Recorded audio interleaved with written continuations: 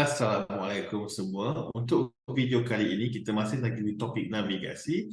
Cuma kali ini kita akan lihat bagaimana kita mau hantar data ke belakang.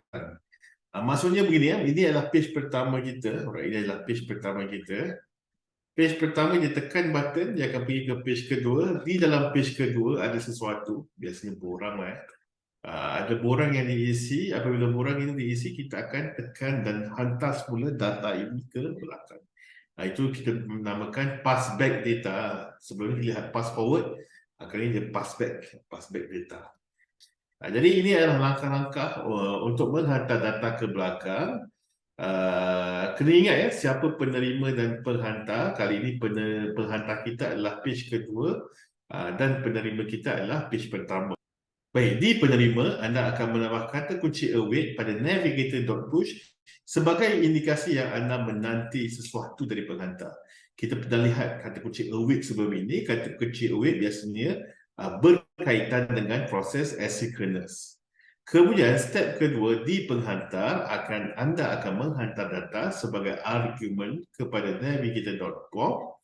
Seterusnya, setelah menerima data tersebut, akan diproses dan operasi boleh dilakukan. Contohnya, memanggil set state ataupun menunjukkannya di dalam skrin. Kita lihat contoh kod saya akan buat dari mula. Seperti biasa, apabila kita mula kod Flutter, saya akan buangkan beberapa bahagian yang merupakan kod contoh dari Flutter. Saya akan buat dua page di sini. Page pertama adalah home, page kedua adalah detail. Saya akan letakkannya di dalam directory widgets. Di dalam directory widget, saya akan buat dua file, home.dat dan detail.dat. Kemudian, di dalam kedua-dua file, saya akan import Flutter Material Library. Apa yang saya akan buat seterusnya ialah saya akan buat page pertama memandangkan saya nak update UI. Page pertama saya akan lakukannya sebagai stateful dan page kedua adalah stateless. Right? So yang page pertama home page, page kedua detail. Baiklah, seterusnya di dalam page pertama saya akan cuba bina UI. Sebelum itu saya keluarkan page tersebut di dalam main.dat dan Alt dan Enter untuk import widget tersebut. Seterusnya di dalam page pertama saya akan cuba bina UI. UI-nya mudah sahaja, cuma ada button yang pergi ke page kedua dan teks yang akan ditunjukkan nanti. So scaffold app bar title, text, first page, right? First page. Di dalam body contohnya saya akan buat text, right? First page. Teks tersebut saya akan buatkan dia di dalam sebuah kolom dan kolom tersebut akan disenterkan. Kemudian saya akan buat button, elevated button on press ke page kedua. Alright, text. Open second page.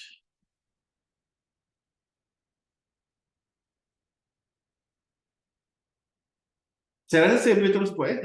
Kita dah lihat sebelum ni cara untuk buka second page yang biasa menggunakan Navigator.push, context, material page route builder, context, arrow sign, detail, page, open, close, curly bracket. Ini saya boleh terus importkan dia. Seterusnya, saya akan buat scaffold di page kedua dan saya akan cuba buat UI seperti mana UI yang ada di dalam gambaran tadi. So, saya mulakan dengan scaffold, app bar, title, text, second page, kemudian body, kemudian body text. Okay, text field ya, kita ada text field. Text field tersebut dimasukkan di dalam kolom dan saya akan centerkan text field tersebut. Dan text field tersebut saya akan letak decoration, input decoration, hint text, enter message to send. Dan kemudian saya akan buat elevated button, on press, open curly bracket, and then text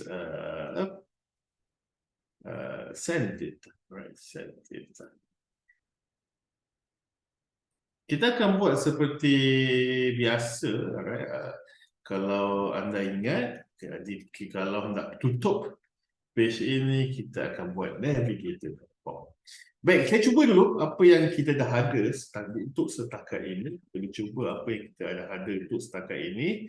Dari page pertama, bila kita tekan open second page, ia akan buka ke page kedua. Saya ada text field. Dan text field tersebut, jika saya isi, buat masa ini tak ada apa lagi. Send data, dia akan pergi ke page pertama. Jadi objektif saya ialah data yang diisi di page kedua, saya ingin hantarkan dia ke page pertama. Jadi saya cuba ingat step yang saya letakkan di dalam slide. Step pertama, di penerima. Penerima adalah home.dat. So di home.dat, saya akan mulakan di sini. Saya akan tunggu. Saya akan tunggu di penerima. Saya akan tunggu data yang hendak dihantar. Dan kata kunci untuk tunggu adalah await. So, var item equals to await. Jikalau anda ingat sebelum ini, saya pernah terangkan mengenai await. Jika kata kunci await digunakan, kata kunci asing harus ditambah di curly bracket terdekat. Harus ditambah di curly bracket terdekat. Jadi curly bracket terdekat adalah di sini. Itu step pertama. Step pertama ialah saya akan tunggu data yang hendak dihantar.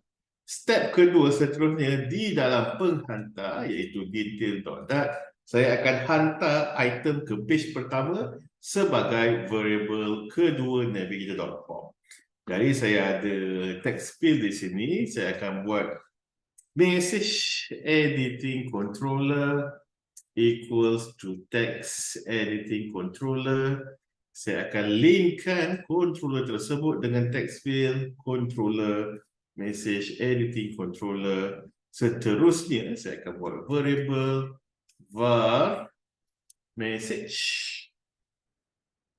equals to message editing controller dot text, dan message tersebut akan dihantar sebagai variable kedua di dalam Navigator.pop.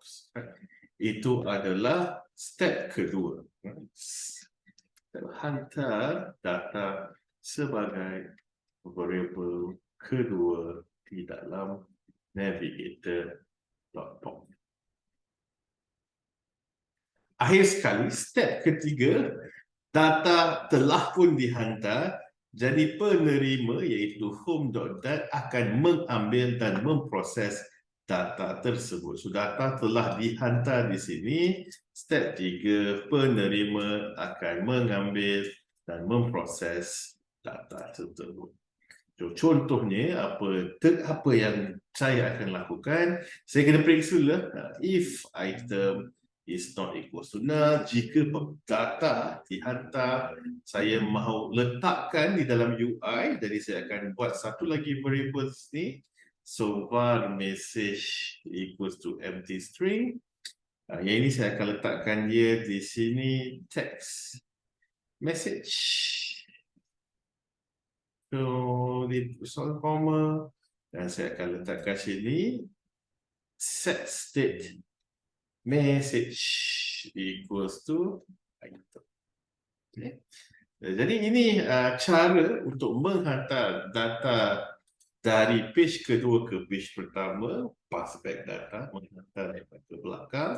Jadi saya akan cuba contohnya, saya akan mulakan dari sini, open second page, enter message to the goodbye world. Alright, goodbye world. Bila saya isi goodbye world, data tersebut dihantar ke belakang dan dia akan ditunjuk di dalam UI. Baik, sekian untuk kali ini. Kita jumpa di video yang akan datang. Terima kasih.